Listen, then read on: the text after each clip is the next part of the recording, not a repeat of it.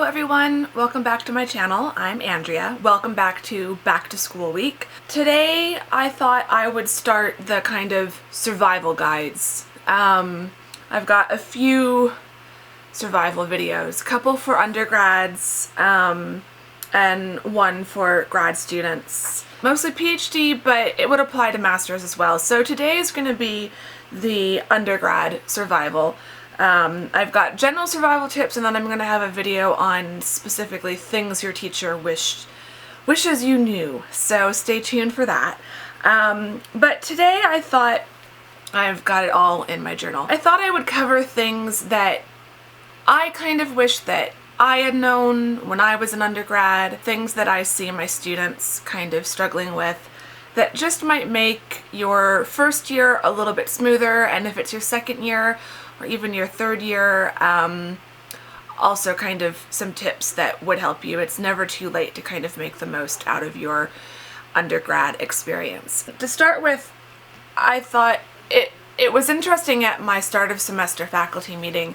The dean of our college said that the first semester is the most critical, and having taught freshmen in both their first semester and their second semester, I've definitely noticed this.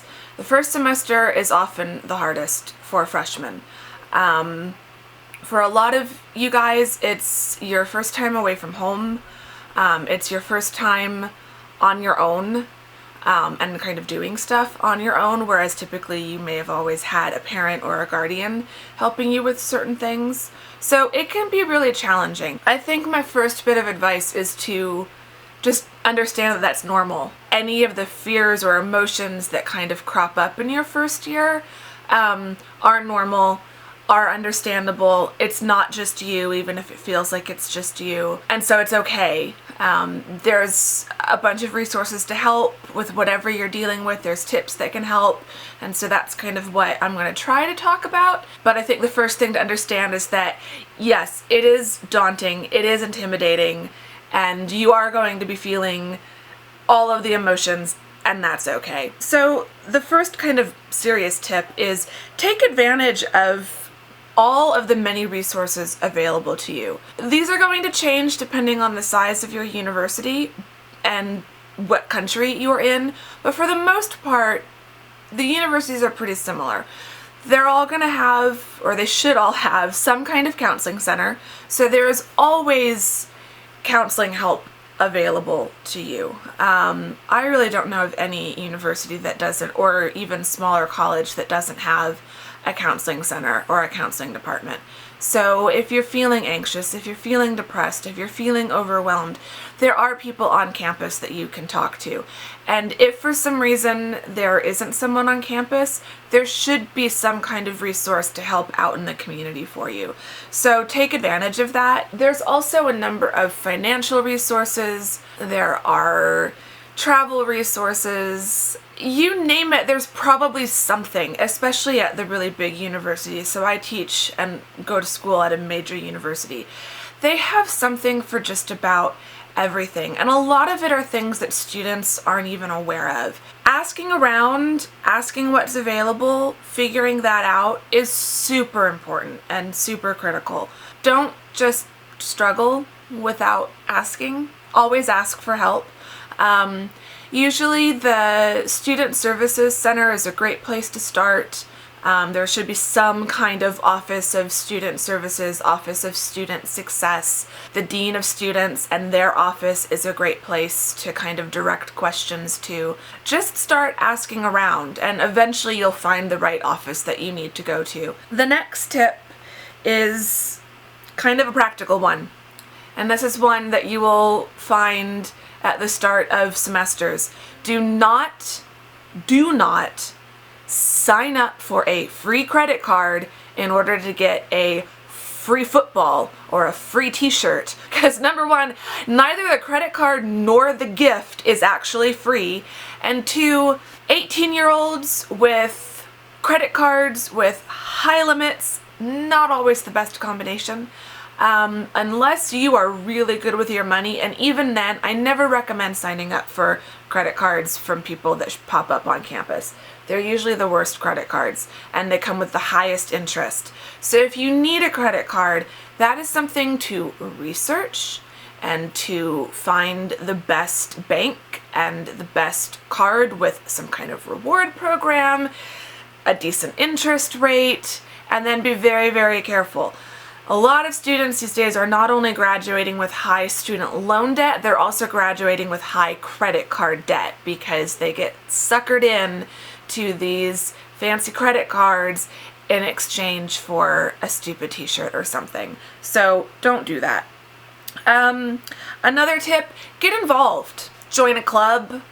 Get to know your neighbors in the dorm or the residence hall.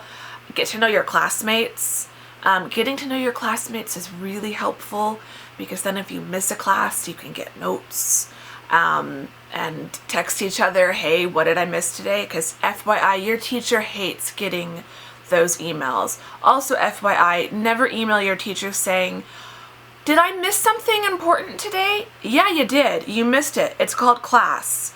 So if you have to miss class, find another way of figuring out what you missed, or rephrase that question. Not, did I miss anything important, or what did I miss today? But yeah, find a way of rephrasing that into something specific if you're going to email your professor, because we hate getting those emails. So yeah, explore your community, find out what's in the area. So here in Phoenix, the university is huge. There's a lot right there on campus, but then within easy distance on the light rail, there's also all of downtown Phoenix with sports venues, museums, great restaurants. So there's lots of stuff to get involved with, and a lot of universities sometimes have kind of culture passes.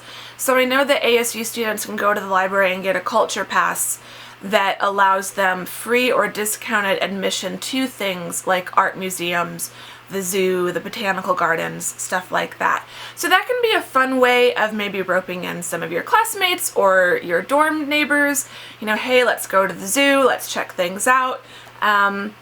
It's a way of exploring things and having fun. Also explore what's right there by campus. Most college campuses tend to have like the main road. So here for ASU, it's Mill Avenue.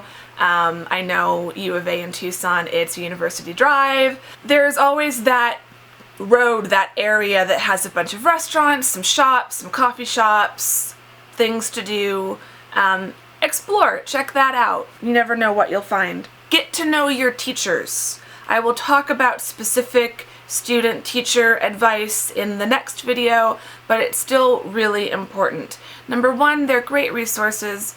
They can help give you information, but two, you're not thinking about it yet because you're a freshman, but you will need teachers eventually to write letters of recommendation for scholarships, for grants, for job interviews, or for graduate school applications. When you find a teacher that you click with, get to know them, let them get to know you, and then keep in touch. It's really important to do that. Another tip related to academic success, know what your timeline is. When you choose a degree, when you declare a major, you're usually given some kind of checklist, timeline that tells you like what you should accomplish by what semester during your time. So know what that is and try to stick to it. But at the same time, do be open. When you take an elective class, you know, maybe an art class, even though you're a business major, don't think of those classes as just classes that have to be checked off. Be open to it, enjoy it, learn from it. And if you feel really drawn to it, be open to the possibility of changing your major. Sometimes you come into college thinking, this is what I think I want to do, because maybe it's what one of your parents does, or it sounded kind of interesting in high school. But then you take some of these classes and realize there's some really great majors out there that you were never aware of before. So be open to those possibilities, even if it does mean that it takes you an extra year to graduate.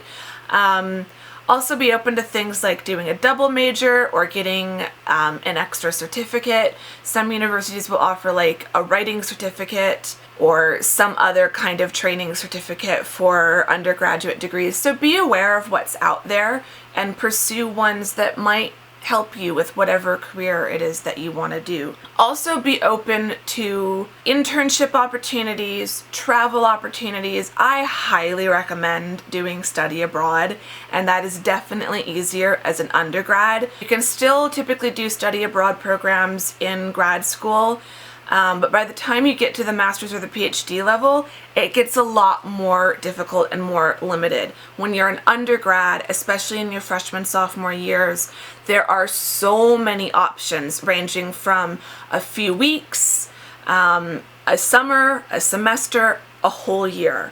And those can be really fun, really exciting, look great on your resume or grad school applications. So study abroad is something that students typically don't think about when they're just starting.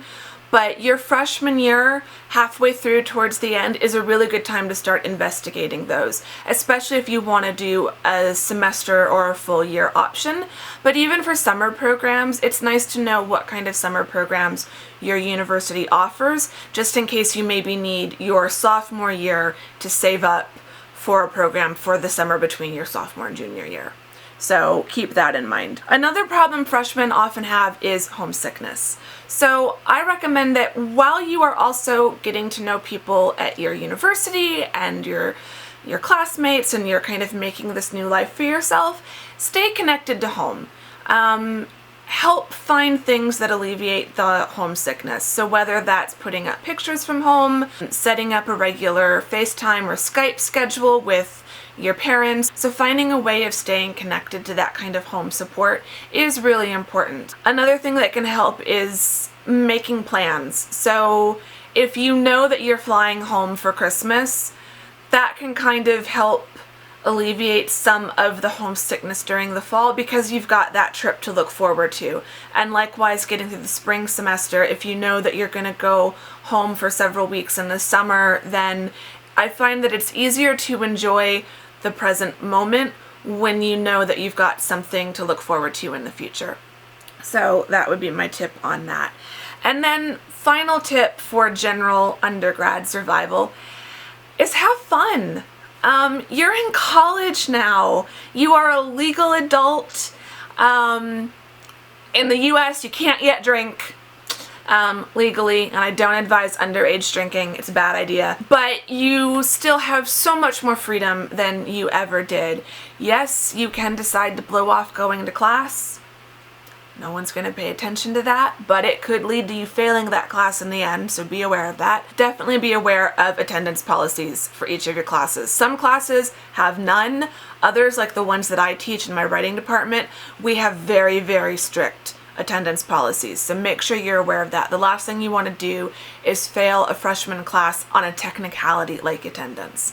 But it's your life. You can do whatever you want now. You don't have your parents or your teachers breathing down your neck. Hopefully you're now given some freedom, and your parents aren't still calling you every 2 hours. But in my experience, everyone in high school kept saying, high school, it's the best 4 years of your life.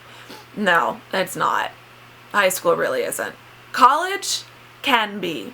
College can be a lot of fun. You have all of the freedom and responsibility of being an adult, but you don't have the responsibilities of being an adult in the real world. So yeah, you are starting to be more aware of finances and things like that, but you're also not paying a million bills and your student loan payments yet. So enjoy this time because it does get harder after graduation. So those are my general kind of undergrad survival tips. Stay tuned. I do have a video on things that your teacher wishes you knew. or things that I as a teacher wish my students knew that would make all of our lives a million times easier. So stay tuned for that, and I will see you all in the next video. Thanks for watching. Bye-bye.